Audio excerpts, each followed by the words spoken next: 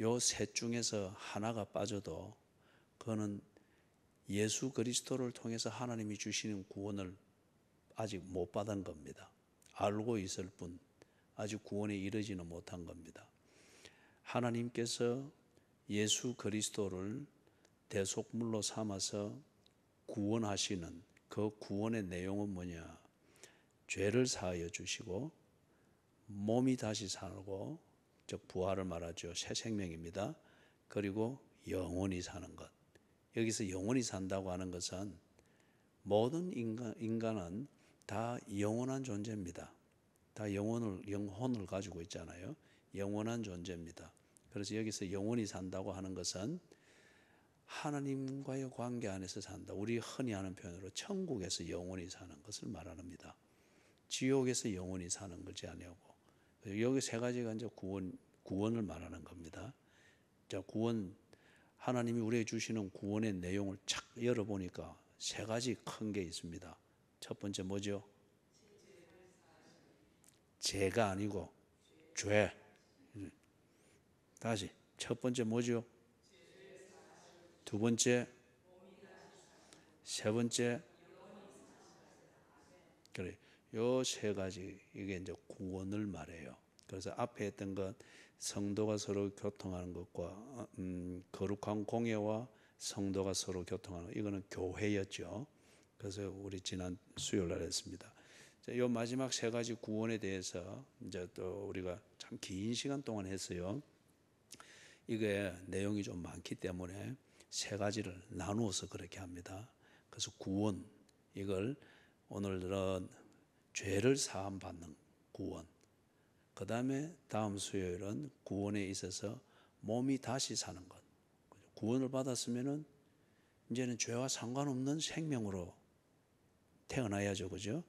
그래서 다음 수요일은 그렇게 하고, 그 다음 수요일에는 이제 영원히 사는 것. 구원받은 생명은 어떤 모습으로 어떻게 사는가? 그게 영원히 사는 것. 이걸 세 번의 수요일에 걸쳐서 나누어서 구원을 다루도록 하겠습니다. 자, 오늘은 그럼 죄를 사하여 주신다. 우리가 흔히 말할 때 용서, 그렇게 말을 하죠. 이 이제 죄는 참 무서운 겁니다. 왜냐하면 죄는 인간을 하나님의 축복으로부터 분리시켜 놓습니다. 이걸 보고 우리는 저주 아래 놓였다 그렇게 하죠. 흔히 하는 표현으로는 지옥, 그렇게 말을 하지 않습니까? 그런데 이게 정말 인간의 궁극적인 문제이면은 인간이 스스로 이걸 해결하면 되는데, 문제 해결하듯이 하면 되는데, 그런데 이 문제는 인간이 스스로 해결을 할 수가 없어요. 내가 만약에 우리 표건사한테 죄를 지었으면은, 그러면은 이 문제를 해결하려면은 내가 아이고 표건사 와 그러노, 뭐 그런 말 한마디 할 수 있지, 뭘 삐끼가 그리 샀노, 그래 막 풀자, 그런다고 되는 거요? 아니죠. 표건사가 풀어줘야 됩니다. 내가 이해합니다. 그렇게 뭐 너무 마음 쓰지 마십시오. 그죠? 죄의 문제의 해결은 내가 한 행동이나 어떤 그것 때문에 결과적으로 상대방이 부당하게 피해를 입었다. 심적으로나 물질적으로 부당하게 피해를 입었다. 그럴 때 그 사람이 내가 한 그 일에 대해서 됐다, 막 잊어버리십시다. 그래 해야 그게 해결이 되는 거예요. 그렇기 때문에 하나님께 죄를 지었다. 그러면은 이 문제를 해결하려면은 하나님이 용서를 해줘야 됩니다. 하나님께서 됐다, 이제 잊어버리고 없던 일로 하고 우리 잘 지내자, 그래 줘야 하나님에 대하여 죄 지은 사람이 그것에 대한 책임이 면제가 되는 것이죠. 그래서 죄는 참 무서운 것이고, 그러다 보니 예수를 안 믿는 사람들이라도 이 심리학을 하는 사람들이 시그문트 프로이트 이후로 그 심리학이 학문으로 정리가 됐죠. 그러면서 이래 예수를 안 믿는 사람이라도 인간을 연구를 해보고 인간을 파고들면 파고들수록 인간의 정신세계와 심리를 지배하는 그 이 중요한 이 요소가 있는데 그게 결국에는 가만히 보니까 죽음. 죽음을 피할 수 없을까? 또는 죽음 이후에는 어떻게 될까? 이 죽음이라는 요거 다 중심에서 인간의 생각과 심리가 아주 복잡 미묘하게 펼쳐지는 거예요. 동시에 인간이 그거는 예수를 안 믿는 차원에서 그걸 이렇게 다루는 그거는 이제 도덕적 차원에서 다루겠죠.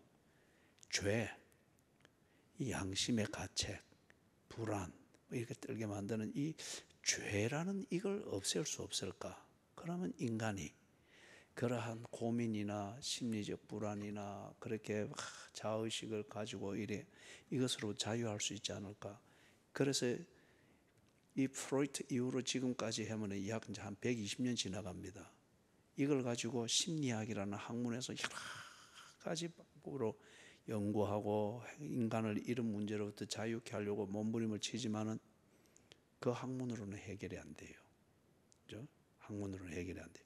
그래서 죄가 이렇게 지독한 문제인데 이게 딱 성경에서는 보니까 어떤 본질이냐? 인간을 하나님과 분리게 하게 되는 거예요. 그죠? 분리하게 되는 거. 이게 이제 우리가 저주 아래 놓였다. 그리 말하고 이 문제는 인간이 스스로 해결을 할 수가 없는 문제예요. 달에 로켓 쏘아 올리고 막 이런 문제를 풀어가는데 그런데 이 문제는 인간이 스스로 풀 수가 없는 문제예요. 인간의 이 범죄로 말미암아서 피해를 입고 부당하게 피해를 입은 피해자인 하나님이 됐다고 해결을 해줘야 이게 되는 문제예요. 그럼 인간이 어떻게 해야 하나님이 됐다 그 용서라고 하는 것을 해주느냐 말이에요. 이걸 지금 이제 정리를 하는 겁니다. 야, 죄는 그럼 어디서부터 시작됐느냐? 이걸 우리가 첫 시간에 했죠. 간단하게 정리하면 죄는 죄의 기원을 말하기 전에 그럼 죄의 본질이 뭐냐? 이게 이제 보면은 나타난 양상으로 보면은 반역하는 겁니다. 관계에 대한 반역, 그 다음에 약속에 대한 반역, 또는 딱 이게 표적인데 표적에 딱 맞추지 않고 표적을 벗어나서 맞추는 것. 이게 또한 죄의 개념이에요. 그래서 화살이 내가 온 힘을 다하면서 열심히 날아왔다. 이것으로서 정당화될 수 없는 거예요. 화살이 표적을 못 맞추면은 그건 빗나간 거예요.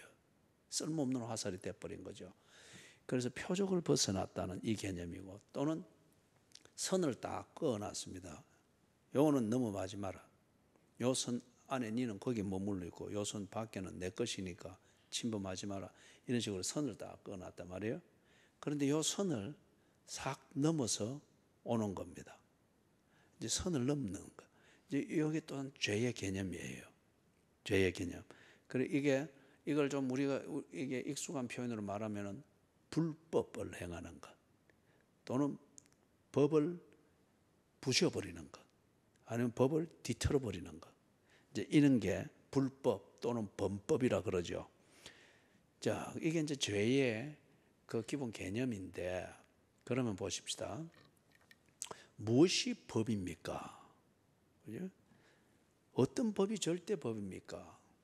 우리 대한민국의 최고의 법은 헌법입니다. 그런데 이 대한민국의 법이 최고의 법이 헌법인데 이 법에 충실하게 지내면은 미국에 이민 가서도 통하겠어요? 안 통해요. 안 통하는 게 있단 말이에요. 그죠? 그렇기 때문에 그러면은 이 세상에는 절대적인 법이 없습니다.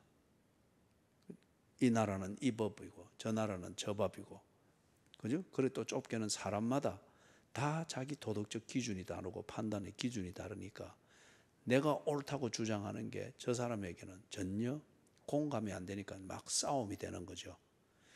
그러면 무엇이 절대적인 법이냐 이거죠. 그죠? 그래서 이 절대적인 법이 하나님의 법이다.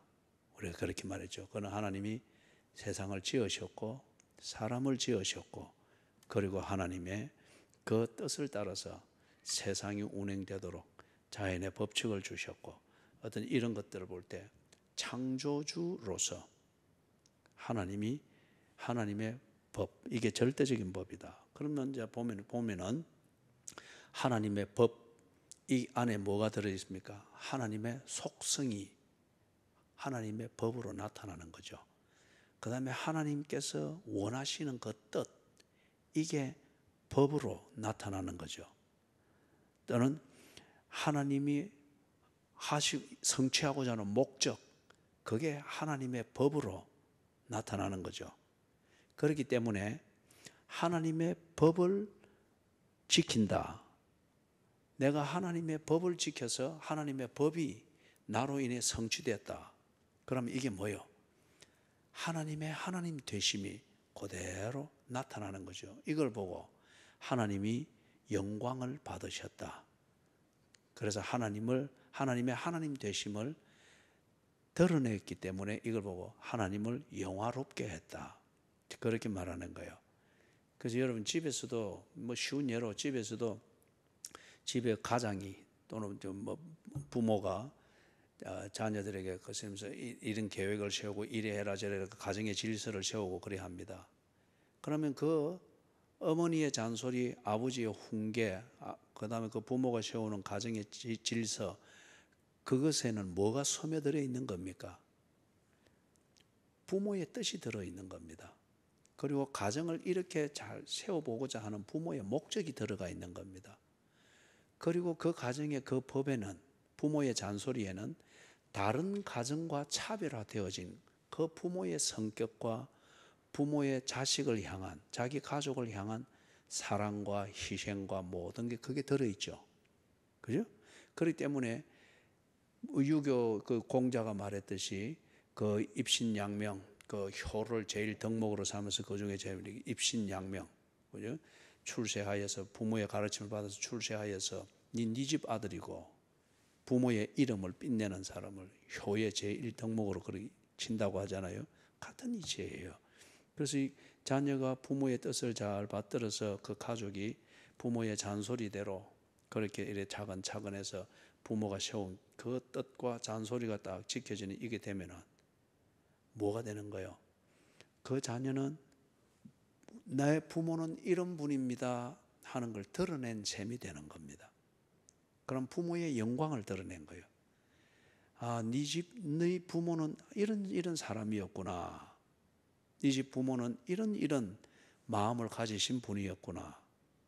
네 집 부모는 참 개인주의적 유혹이 많은 이런 사회에서도 참 가정 중심으로 그렇게 희생하는 그런 분이었구나. 자녀가 부모의 잔소리 또는 가정의 교훈을 받들어서 그렇게 사는 것을 보고서 어떤 결과를 만드는 걸 사람들이 보면서 그 부모를 알고 그리고 그 부모에 대한 공정한 평가와 존경을 주듯이 그럴 때에 그 부모는 그 자녀는 부모의 부모다움을 드러낸 거예요. 그럴 때에 부모를 영화롭게 했다. 그 자녀는 부모의 영광을 드러냈다. 영광은 개념이 뭐라고요? 자기다움이잖아요. 그죠? 자, 그렇기 때문에 하나님의 법이라고 말하는 여기에는 하나님의 속성이 들어가 있는 거죠. 그리고 하나님의 목적, 하나님이 이루고자 하는 뜻, 이게 법에 들어가 있는 겁니다. 그렇기 때문에 여러분, 내가 만약에 하나님을 사랑한다, 정말 하나님을 믿는다, 그러면 그 증거가 뭡니까? 하나님의 법을 지키겠죠. 그렇죠? 하나님을 사랑한다 하면서 하나님의 뜻을 거스리면은 거부하고 부정하면 이게 사랑이 아니죠. 하나님을 사랑한다 하면서도 하나님이 이루고자 하는 목적, 그걸 내가 거부하고 부정한다. 그럼 그 사랑하는 겁니까? 아니죠. 그죠? 내가 하나님을 사랑하고 믿는다 하면서도 하나님의 속성, 이게 다 배어서 내한테 잔소리처럼 주어진 그 법을 귀찮다고 무시하고 막 그래서 내가 하고 싶은 대로 법을 뜯어 고쳐서 하면은 이거는 하나님을 완전히 모욕하고 거부하는 겁니다. 왜냐하면 자식들이 아직 철들기 전에 그러잖아요. 부모님들이 한 번씩 이래 보면서 염려가 돼서 아니면은 한 달 뒤를 내다보면서 한번 이래 훈계를 해주면은 그러면 이 사춘기를 지나거나 철없는 이 젊은 자식들의 반응이 뭡니까? 엄마는 아무것도 몰라. 그러니까 대화가 안 되지. 엄마가 뭘 알아? 그냥 막 지켜보고만 있어. 그런 소리 들어봤죠?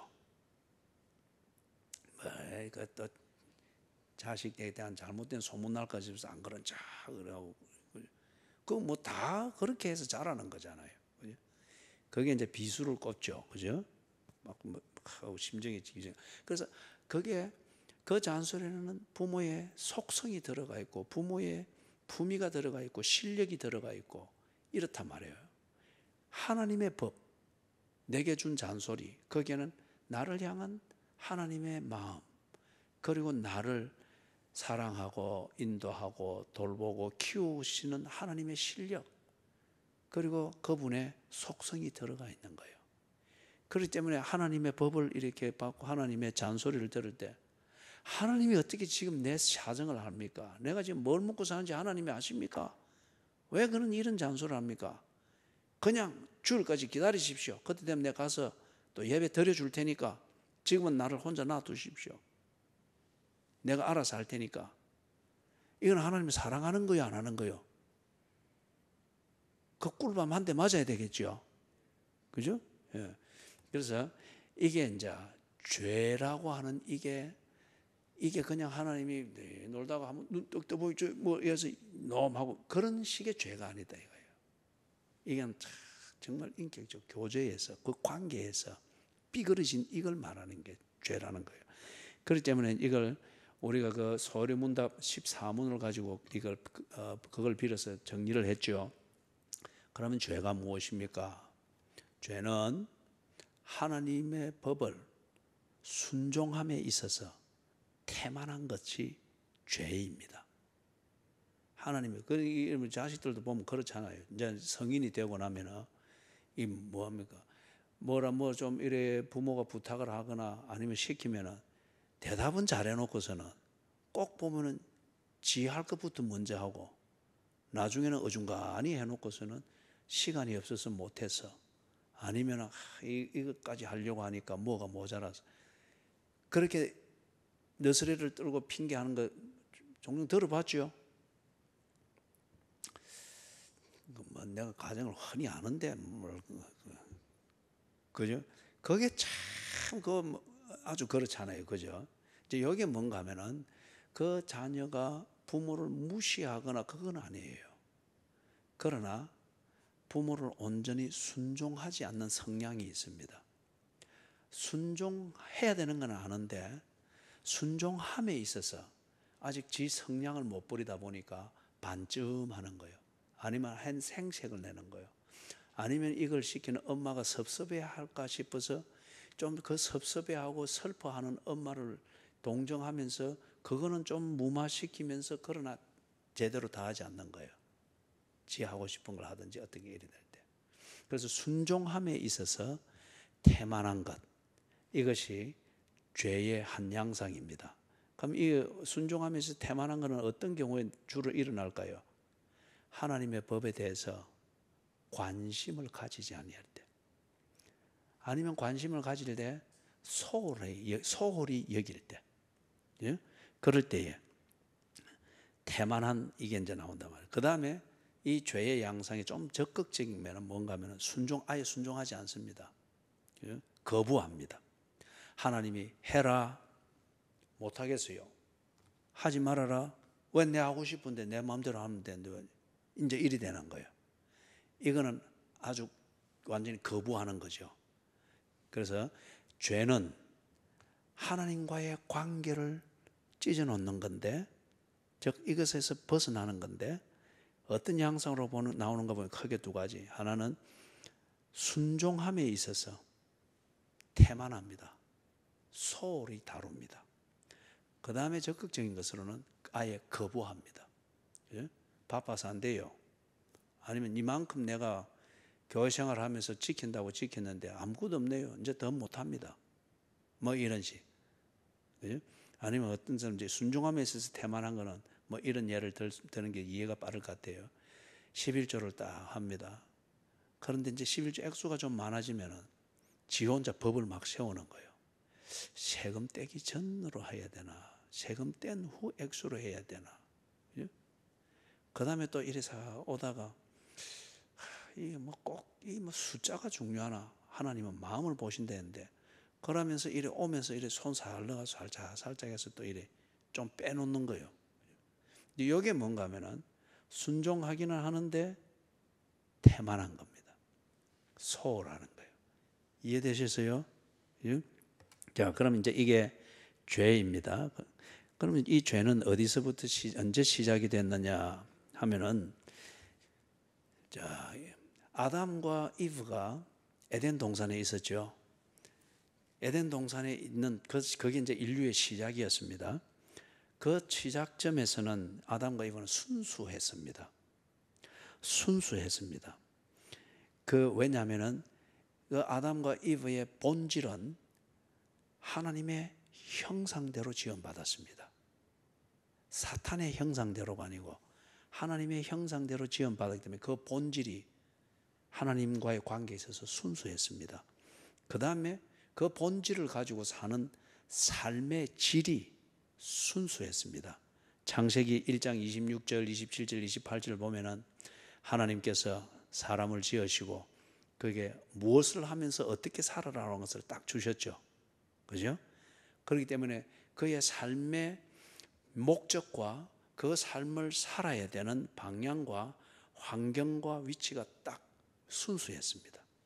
하나님과의 관계, 그리고 하나님의 형상이라는 본질을 가지고 순수했는데, 그런데 아담과 이브가 로봇이 아니었죠. 이 말은 조금 우리가 어려운 표현을 썼었죠. 아담과 이브는 자유의지가 있었습니다. 하나님이 창조할 때 그렇게 창조하신 거예요. 자유의지, 스스로 생각하고 스스로 판단하고 판단한 대로 자기 의지를 가지고 판단한 대로 딱 목적을 향해서 그렇게 집중하는 것, 이게 자유의지죠. 그래서 이 자유의지를 가지고 판단하고 그렇게 해서 교제에 충실하지 않는 것 같으면은 그거는 결코 교제가 아니죠. 그죠? 인격적 교제가 아니죠. 다시 말해서 하나님의 법, 하나님의 명령, 이게 아담과 이브에게 주어졌죠. 창세기 2장에 보면은 동산에 있는 건 전부 다 먹어도 좋다. 근데 한 가지는 딱 먹지 못하도록 했잖아요. 그죠? 그죠? 선악을 알게 하는 저 나무의 과실은 먹지 말아라. 하나님의 법입니다. 그게 하나님의 법이 두 가지로 있은 거예요. 모든 거 다 먹어라. 그죠? 그것을, 그 다음에 다른 하나의 법은 뭡니까? 이거는 먹지 말아라. 해라, 하지 말아라. 그 법을 준 목적은 뭐예요? 창세기 1장 26절에서 28절에 있는 거. 하나님의 형상대로 지음받은 인간이 하나님과의 관계에 충실하도록 생육하고 번성하고 다스리고 충만한 이 삶의 목적에 충실하기 위해서는 이것은 해라, 이것은 하지 말아라. 딱 그 법을 주었죠. 만약에 아담과 이브가 로봇인 것 같으면은 하나님이 주신 이 법을 지키는 데서 하나님이 뭐 영광 받으시고 기뻐하시고 이럴 이유가 없습니다. 그거 하나님이 다 하는 거잖아요. 로봇에게 딱 버튼 누르면은 딱딱딱 알았으면 다 이래 하니까. 근데 하나님은 그렇게 창조하지 아니하시고 인격적 교제가 될 수 있는 사람을 지으신 거예요. 그래서 자유의지가 있는 겁니다. 하나님의 속을 보여주면은 인간이 그것을 인정하고 받아들여서 그걸 존중하여 행하든지, 이것을 거부하여 지 원하는 대로 행하든지. 그래서 거부하여 지 원하는 대로 행하면은 하나님께서 굉장히 섭섭하고 때로는 진노하시게 되고, 니하고 내하고는 인격적 교제가 안 되네, 이게 될 것이고, 하나님의 속을 알고 그걸 받아주고 존중하여 그렇게 하면은 하나님이 그렇게 기분이 좋은 거예요. 그래서 그들이 순수한 상태에 있을 때는 창세기 1장 31절에 하나님이 뭐라고 좋아했습니까? 뭐라 하시면서 좋아한 거예요? 보시기에 심히 좋았더라. 그지? 그거예요. 그래서 이들이 로봇가 아니라는 겁니다. 이들은 자유의지를 가지고 있는 인간이었습니다. 하나님이 그렇게 지었기 때문에. 그래서 이 자유의지를 가지고 하나님이 하라, 하지 말아라, 이거는 먹지 말아라, 이걸 알고 그 목적에 맞도록 딱 지키는, 이게 되면 그게 이제 그야말로 순종이죠. 로봇가 그대로 이렇게 하면은 작동이 바로 되네, 기계가 작동이 잘 되네, 그리 말하겠죠. 그런데 자유의지를 가지고 있는 아담과 이브 같은 인간이 하나님의 명령을 존중하여서 그대로 이렇게 한다. 그럴 땐 자기의 자유의지를 가지고 그리 하고 싶지 않은 성향을 거부하면서 하나님의 속을 보여준 그대로 이렇게 한단 말이에요. 그걸 보고 뭐냐? 순종이라고 합니다. 순종. 그죠? 자, 그런데 아담과 이브가 하나님의 이 법을 순종하기보다는 사탄의 유혹을 받아들였습니다. 사탄의 유혹을 받아들였는데, 이걸 받아들일 때 아담과 이브가 최면에 걸려가지고 무의식 중이었습니까? 아니죠. 자유의지를 그대로 하나님과 대화할 때에 가지고 있던 그 자유의지로 생생하게 하나님과 대화하고 교제하던 그대로의 상태에서 이제는 하나님과의 대화에 집중하지 않고 뱀을 통해서 온 사탄의 유혹에 집중을 했죠. 전적으로 자신들의 결정이었습니다. 그렇기 때문에 순진했다, 이브가 순진했다, 아담이 너무 아내에 대해서 콩깍지가 씌었다, 아니면 그들이 그때는 배운 게 없으니까 어리석어서 그렇지, 아니면 사탄이 너무 교활했다, 이런 환경적 조건을 들어서 아담과 이브가 죄가 없고 그들은 피해자고 희생자다, 그들의 면책 사유가 될 수가 없는 거예요. 왜 그렇습니까? 환경이 어땠든 그들의 조건이 어땠든 간에 자기가 생각했고 자기가 판단했고 결과적으로 자기가 결정하여 그렇게 처신한 겁니다. 그죠? 그렇기 때문에 그들이 스스로 결정하여 그들의 의지대로 한 것이기 때문에 그게 죄의 시작이었습니다. 하나님의 법을 거부하고 하나님의 법을 순종하지 아니하는 그 첫 사례가 됐죠. 그러면 그들이 에덴 동산에 있을 때에 순수했지만은 그들 안에는 자유의지가 있었습니다. 그렇기 때문에 이걸 잘 쓸 때는 순종을 만들어내지만은 이 자유의지를 가지고 자기 성향에 빠져버리면은 불법을 행하게 되어지는, 죄를 짓게 되는, 그게 되는 거죠. 그죠? 자, 그 다음 그런 것 때문에 이 죄의 결과가 무엇인가 보는데, 이 죄의 결과로 인해서 하나님과의 관계가 단절되었습니다. 하나님의 법을 거부한다, 이게 어떤 의미인지 앞에서 길게 이야기했죠. 하나님의 속성을 거부한 겁니다. 하나님의 뜻과 하나님의 목적을 거부한 그거죠. 그러니까 하나님을 거부하는 그 사람과 하나님이 관계를 더 이상 맺을 수가 없습니다. 그래서 관계가 단절됐다. 이게 뭘 의미하는가? 하나님으로부터 받던 공급이 단절되는 겁니다. 그리고 하나님과 하던 교제가 더 이상 지속될 수 없는 겁니다. 그리고 하나님과의 관계 안에 있을 때 그들은 하나님의 형상대로 지음받은, 그리고 하나님을 영화롭게 하는 하나님의 백성이었습니다. 그런데 하나님과 관계가 단절되니까 그 지위가 없어지는 거죠. 그리고 하나님 앞에 서서 하나님의 것을 요구하고 하나님을 영화롭게 할 수 있는, 이 기쁨의 교제를 나눌 수 있는 권한, 자격, 이것도 다 상실이 되는 거예요. 이 예가 합니다만은, 그러나 우리 사회 이게 거의 보편화되어 가고 있으니까 이혼이라고 하는 것, 이것은 참 관계의 단절이잖아요. 그죠? 참 정말 이거는 인간이 겪을 수 없는 것 중에 하나라고 생각을 합니다. 인위적으로 어떤 감정적인 문제나, 대개의 경우는 그거잖아요. 전부가 100% 그런 건 아니지만 대개 일시적 감정의 문제와 자존심 싸움과 충동, 이것에 대해서 그 감정이 견디지 못해서 인위적으로 끊어서는 안 될 관계를 끊어버리는 거잖아요. 그게 이제 이혼이지 않습니까?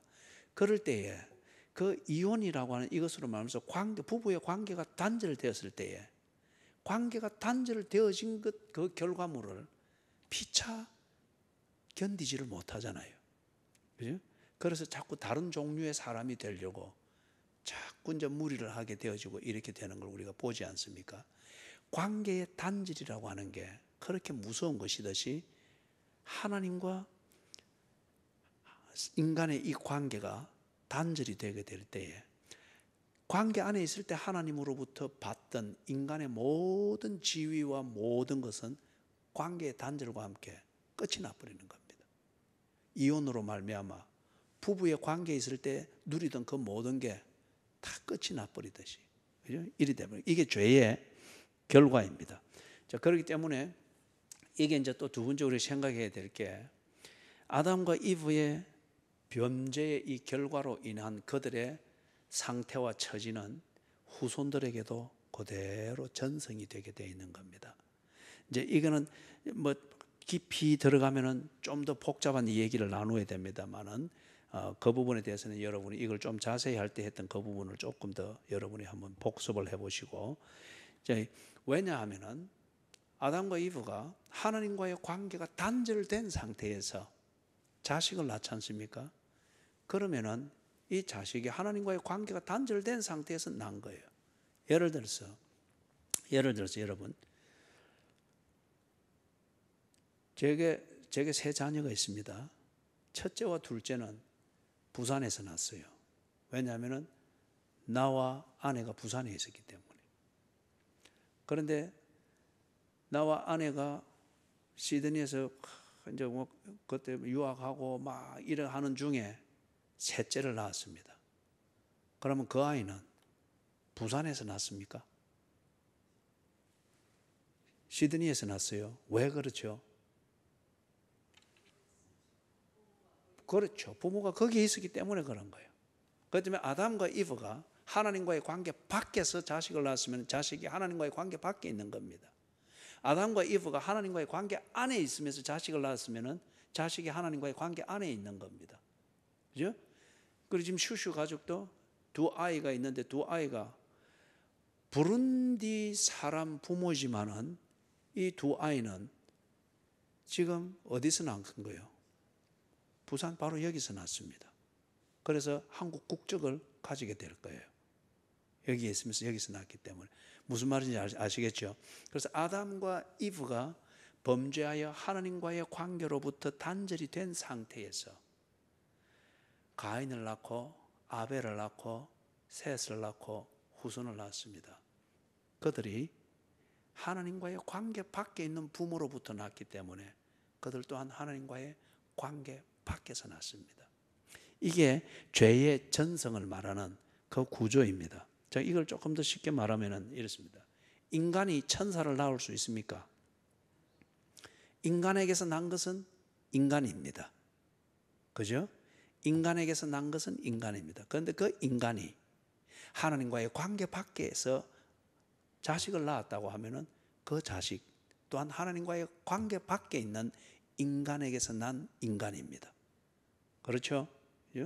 이게 이제 우리의 어떤 그 아담과 이브로 인해서 죄가 세상에 들어왔다 그렇게 말하는 겁니다. 자, 그러면 여러분이 이 부분에 대해서는 이 질문을 또 가질 수 있어요. 그러면은 거듭난 그리스도인의 자녀도 죄인입니까? 거듭난 그리스도인은 하나님과의 관계 안에 있습니다. 그죠? 그런데 그도 인간이다 말이에요. 그럼 로마서 5장의 근거로 이렇게 하는 것 같으면은 그 인간에게서 났으면은 그도 인간이며 그 인간이 죄인이면은 거기서 난 자식도 죄인입니다. 자, 그러면 이게 내가 조금 복잡하게 이야기했는데 간단하게 다시 정리하면 거듭난 그리스도인의 자녀도 그러면 죄인입니까? 그렇습니다. 죄인입니다. 왜 그렇느냐 하면은 제가 새 자녀를 낳을 때 저는 목사였고 저는 분명히 거듭난 확신이 있었고 그리고 거듭난 확신의 증거로서 저는 제 진로를 이렇게 살겠다. 뭐 목사이기 때문에 거듭난 증거다 이거는 아니에요. 내 삶의 방식을 그리하겠다. 그 이유는 나는 거듭난 그리스도인이기 때문에 이 일이야말로 하나님이 내게 주신 인생을 가장 가치 있게 사는 것이다 라고 여기서 그렇게 살았습니다. 그러면서 세 자녀를 낳았습니다. 이 세 자녀가 그럼 죄인이냐? 죄인입니다.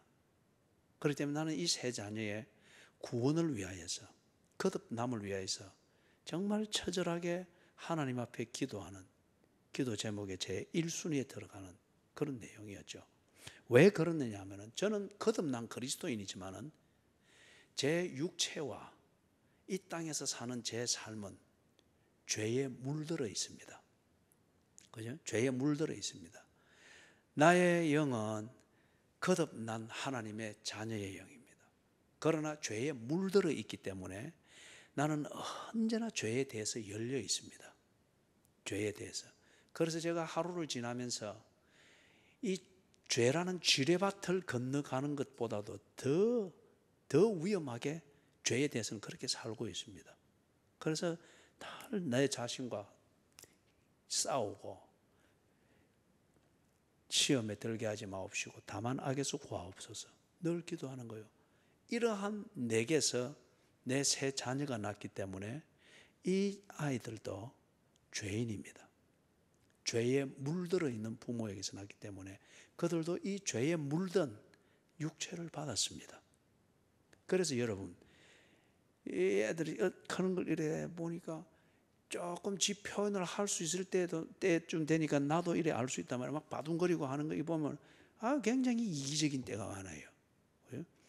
그리고 이제 이렇게 조금 움직일 때가 되니까 이래가지고 그때는 이제 석유 골로를 요리에 피워놓지. 그 있던 집이 외풍이 아주 세가지고 애가 늘 이 코감기가 걸리고 막 그랬단 말이에요.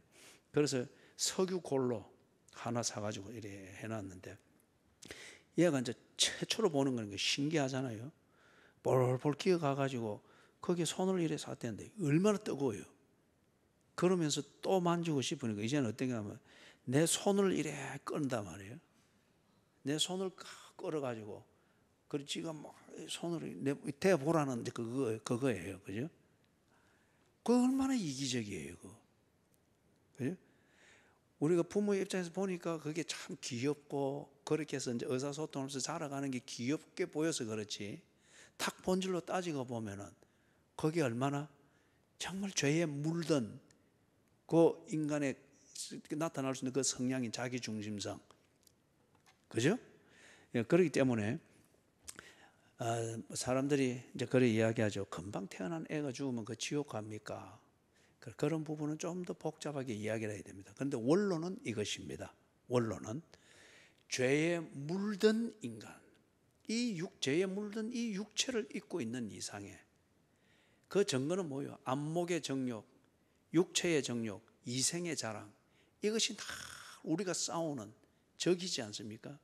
거기에 대해서 늘 우리가 민감할 수밖에 없고 싸워서 극복해야 될 이유는 이미 그것이 우리에게 다 물이 젖어 있으니까 정신 안 차리면 자연스럽게 우리가 그렇게 되어버리는 거죠. 이런 내게서 난 자식이기 때문에 그도 똑같은 성향입니다. 그래서 다윗이 심각하게 그걸 고백하면서 기도하잖아요. 그죠? 내가 부모의 죄 중에 잉태하여 태어났다고 하는 것을 다 고백하잖아요. 그렇기 때문에 지도 죄 없다고 말할 수 없다는 거예요. 근본적으로 자기는 죄인이고 그래서 하나님의 은혜가 아니고는 깨끗게 될 수 없다고 하는 것을 고백하고 있는 것을 볼 수가 있죠. 그죠? 그래서 거듭난 그리스도인에게서 난 자녀다. 언약 관계 안에 있죠. 우리 이거 아주 깊이 했죠. 그죠? 언약 관계 안에 있습니다. 그러나 거듭난 것은 아닙니다. 언약 관계 안에서 하나님의 이 언약의 은혜와 은혜로 인한 보호와 부모를 통한 그 복음을 접할 수 있는 기회와 다 이런 혜택을 누리는 가운데에 자신의 자유의지를 가지고서 그 복음을 받아들이고 하나님과의 관계 안으로 들어가는 이 본인의 순종이 있어야죠. 그럴 때에 죄에 물든 육체 가운데 사나 하나님의 구원의 은혜를 입은 하나님의 자녀의 권세와 하나님의 자녀를 돌보는 하나님의 은혜 가운데서 이제 죄와 싸워 이기면서 살아나가게 되는 구원을 받게 되는 것이죠. 그죠? 육체 가운데 있을 때는 그렇다는 겁니다. 자, 그 다음에 죄의 문제를 해결하는 길은 그렇기 때문에 딱 한 가지뿐입니다. 네 번째, 죄의 문제를 해결하는 길은 딱 하나뿐입니다. 하나님의 용서를 받아야 됩니다. 하나님의 용서를 받아야 됩니다. 용서는 그 뭐냐? 성경이 우리에게 말하는 용서는 하나님과 나와의 관계가 회복되어지는 거, 이게 용서입니다. 우리가 세상에서 도덕적으로 말하는 용서, 그것은 우리의 양심의 가책을 덜어주는 어떤 조치를 말하는 것이죠. 아니면 법적인 용서는 그 법이 요구하는 그 공평성을 기준을 가지고 법이 말하는 그 어떤 형량을 채우는 것이죠. 보상을 하거나 이렇게 세우는 것이죠. 그런데 이것으로는 부족하다는, 그것으로 물든 우리의 죄의 그 성향이 없어지는 것 아니죠. 면책되는 게 아니죠. 성경이 그래서 우리에게 가르치는 그 용서는 뭐냐? 하나님과 나와의 관계가 회복이 되어지는 겁니다. 다시 말해서 내가 축출되어진 하나님과의 관계, 그 교제 안으로 다시 받아들여지는 것, 그게 용서입니다. 이걸 잘 표현해 주는 게 누가복음 15장에 나오는 탕자의 비유, 그 이야기 잘 알고 있죠. 예, 그러면은 하나님께서 이 용서를 해 주시는데 이 용서는 어떻게 이루어지는가 보니까 삼위일체 하나님이잖아요. 그러면 이 삼위일체 하나님의 전적으로 인정하고 삼위일체 하나님이 만든 그 용서가 내게 임해야 됩니다. 예를 들어서 예수님, 성자 예수님이 딱 보아서 아이고 요 나라에서 저 성부 하나님, 성령 하나님이 모르게 저 뒷골목으로 싹 데려가 가지고 니 요래 했으니까 니 이제 용서 받았다. 그래 어느 날 보서 그거 믿고 떡 이거 이제 용서 받았다고 이래 성부, 성자, 성령 삼위 하나님이 계신 떡 나타나는데 성부 하나님과 성령 하나님이 니 누구? 지옥에 있어야 되는데 왜 여기 와 있노? 거기 성자 예수님이 막 입장, 그런 의미의 용서가 아니라는 거죠. 그렇죠? 하나님의 용서는 삼위일체 하나님이 공히 만드신 내게 허락하신 그 용서라는 거죠. 그래서 성부 하나님은 구원을 용서를 설계하십니다. 딱 계획을 세우시고 요래 하는 게 저 인간에게 딱 있어야 될 용서다 설계하십니다. 그게 요한복음 3장 16절이 잘 나타나죠. 같이 외워봅니다. 요한복음 3장 16절, 하나님이 세상을 이처럼 사랑하사 독생자를 주셨으니 이는 저를 믿는 자마다 멸망치 않고 영생을 얻게 하려 함심이니라. 이게 하나님의 구원의 설계를 말해주는 중요한 구절 중에 하나입니다. 그 다음에 성자 예수님은 뭘 하는가? 성부 하나님이 설계하신 대로 일을 시행하십니다. 설계도대로 집을 짓는 것과 같습니다. 이게 이제 마가복음 10장 45절, 이거는 다 외워야 되는데 한번 외워보십시다. 인자가 온 것은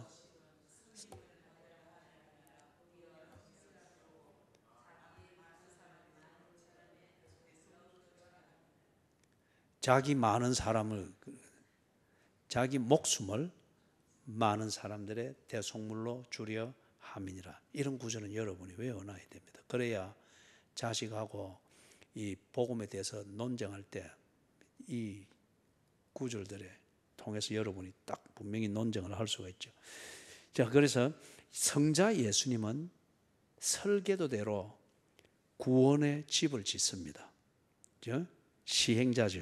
그 다음에 성령 하나님은 이제 다 지어진 이 구원이라는 집을 딱 소개해 줍니다. 여기에 용서가 있다. 여기에 구원이 있다.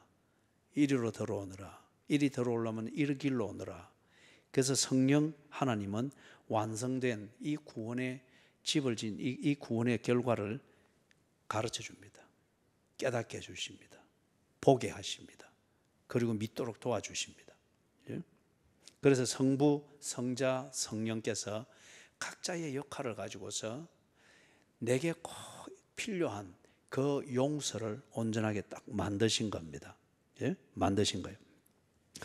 자, 그렇기 때문에 한 가지를 딱 말하면은 이 중에서 이 용서를 쫙 확정 짓는 그 분명한 근거는 뭐냐? 이것은 성부 하나님이나 성령 하나님이 됐다 하고 막 이제 이만큼 했으면 고생했으니까 이제 풀어줍시다. 그래 해서 되는 게 아니다 이거죠. 성자 예수께서 나의 죄 값을 하나님이 정하신 그 죄 값을 나를 대신해서 다 지불하셨기 때문에 더 이상 기소할 근거가 없는 거예요. 공소시효가 끝나버린 겁니다. 예수께서 죄 값을 다 지불해 버렸기 때문에 이 죄 값은 삼위일체 하나님이 정하신 죄 값이에요. 이걸 딱 삼위일체 하나님이 언론하여 그 역할을 예수께서 한 겁니다. 죄값을 깨끗이 지불했습니다. 그렇기 때문에 더 이상 내게 죄를 물을 수가 없고 오히려 죄 없다 용서를 선포해 주시는 거예요. 그죠? 그래 기분으로 용서해 주는 게 아닙니다. 그 다음에 마지막으로 이제 보면은 5번째, 우리가 죄 사함 이걸 5번에 나누어서 했는데 이제 5번째, 그러면 용서받기 위해서 용서받아야 될 사람이 본인이 져야 될 개인적 책임이 있습니다. 용서를 받기 위해서 하나님께서는 다 이렇게 일을 하셨어요. 그 다음에 이제 그거는 내가 받아야 내 것이잖아요, 그죠? 그걸 위해서 뭘 해야 되는가? 2가지를 해야 됩니다. 하나는 믿어야 됩니다. 믿어야 됩니다. 뭘 믿느냐? 2가지 사실을 믿어야 됩니다. 하나님의 주권을 믿어야 됩니다. 창조하시고 나를 낳으시고 이 하나님의 주권을 믿어야 됩니다. 그 다음에 2번째는 그 삼위일체 하나님이 나를 용서하기 위해서 죄 값을 지불하기 위하여 예수 그리스도께서 내 죄 값을 지불하기 위하여 대속물이 되셨다. 이것을 인정하고 믿어야 됩니다. 인정하고 믿어야 됩니다. 자, 그런데 보면은 이 부분에 대해서는 여러분 한 군데를 우리가 찾아보고 마치는 게 좋을 것 같습니다. 시편 103편 8절에서부터 14절. 시편 103편 8절에서부터 14절. 찾으셨어요? 자, 같이 읽습니다. 여호와는 긍휼이 많으시고 은혜로우시며 노하기를 더디하시고 인자하심이 풍부하시도다. 자주 경책하지 아니하시며 노를 영원히 품지 아니하시리로다. 우리의 죄를 따라 우리를 처벌하지는 아니하시며 우리의 죄악을 따라 우리에게 그대로 갚지는 아니하셨으니 이는 하늘이 땅에서 높음같이 그를 경외하는 자에게 그의 인자하심이 크심이로다. 동이 서에서 먼 것 같이 우리의 죄가를 우리에게서 멀리 옮기셨으며 아버지가 자식을 긍휼히 여김같이 여호와께서는 자기를 경외하는 자를 긍휼히 여기시나니 이는 그가 우리의 체질을 아시며 우리가 단지 먼지뿐임을 기억하심이로다. 여러분 지난번에 이거 부분 다룰 때 이 성경 구절 읽었거든요. 그때 줄 쳐놓은 부분이 있습니까? 뭐지요? 그렇죠. 그를 경외하는 자에게 하나님께서 우리의 죄를 용서하시는데 죄 용서받기 위해서는 공덕을 쌓아라, 뭐 선행을 많이 해라, 네가 뉘우쳤다고는 증거를 보여라, 이런 게 하나도 없죠. 단지 뭐가 있습니까? 그를 경외하는 자, 하나님을 경외하는 자. 하나님을 경외하는 자는 하나님이 용서하신다고 합니다. 그러면 여기서 하나님을 경외한다고 하는 게 뭐냐? 이걸 우리 표현으로 말하면 하나님의 주권자 되심을 인정하고 믿는 겁니다. 하나님의 주권자 되심을 인정하고 믿으면 하나님 앞에 막 토를 달고 막 버티고 그래 하겠어요? 그 다음에 하나님 삼위일체 하나님이 우리의 죄를 용서하기 위해서 우리의 죄값을 하나님이 정한 법대로 우리의 죄값을 딱 치르기 위해서 예수 그리스도께서 대속물이 되셨다. 이것을 인정하고 받아들이는 겁니다. 내 죄값은 이렇게 지불되었구나. 인정하고 받아들이는 겁니다. 이게 뭐냐? 이렇게 믿는 걸 보고 하나님을 경외한다, 그렇게 말합니다. 하나님을 경외한다. 그래서 경외한다, 이거는 지 기분에 취해가지고 이래 뭐 노래 불러서 하고, 노래 부르면 그 찬양하면 그게 하면 그래 몰입을 해서 하지. 부르다가 뭐 쫓겨서는 또 바삭고 뭐 이래서 하고 뭐 말라가면 손을 들고 그렇게, 그죠?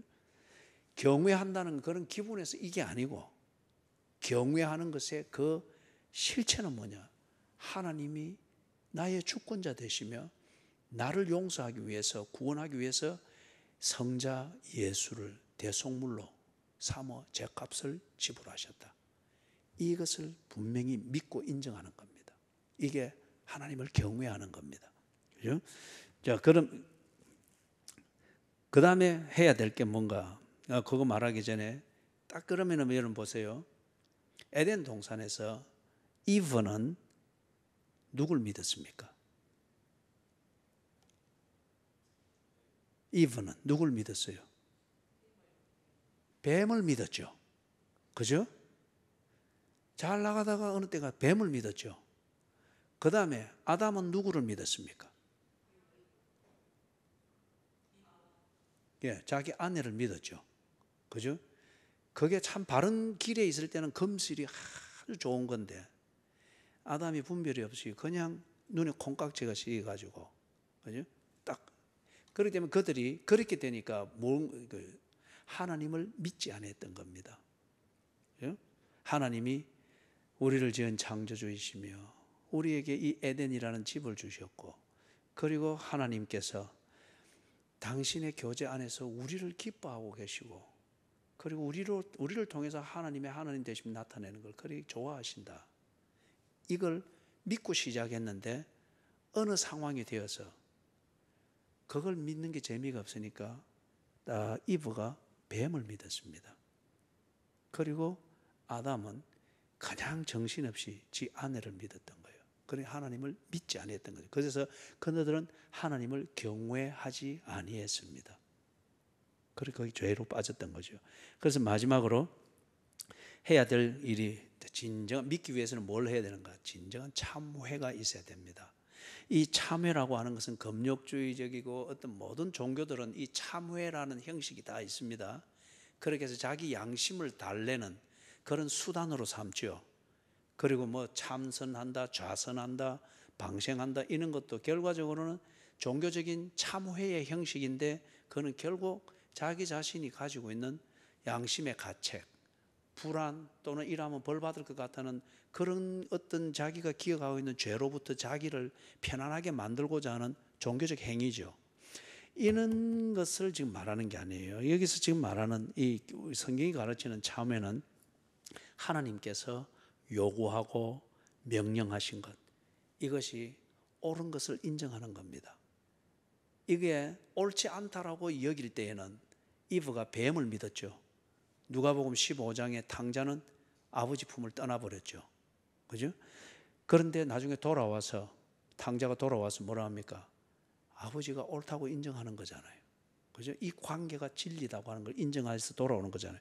그래서 하나님께서 요구하시고 명령하신 것, 이것이 옳은 것을 인정하고 그것을 거부하고 불순종함으로 하나님을 영화롭게 하지 못하였음을 진심으로 뉘우치고 가슴 아파하는 것, 이게 기독교에서 말하는 회개, 참회, 뉘우침입니다. 이게 있을 때에 그는 반드시 하나님의 주권자 되심과 하나님이 내 죄를 용서하고 하나님과의 관계 안으로 불러들이기 위하여서 베푸신 은혜를 반드시 믿게 됩니다. 그리고 사람이 달라지게 돼요. 그렇죠? 그래, 우리 5가지를 나누어서 봤습니다. 죄의 정의를 했고, 그 다음에 이 죄는 어디서부터 시작됐는가, 그 기원에 대해서 했고, 세 번째는 그러면 그 죄의 결과가 무엇이냐, 그 다음에 네 번째는 죄의 문제를 해결하기 위해서 하나님의 용서를 받아야 된다는 것을 했고, 마지막으로 했던 게 그러면 하나님의 이 은혜 안에서 용서받기 위해서 사람이 해야 될 일이 무엇인가? 믿음과 참회라고 하는 것을 했습니다. 자, 우리 찬송하고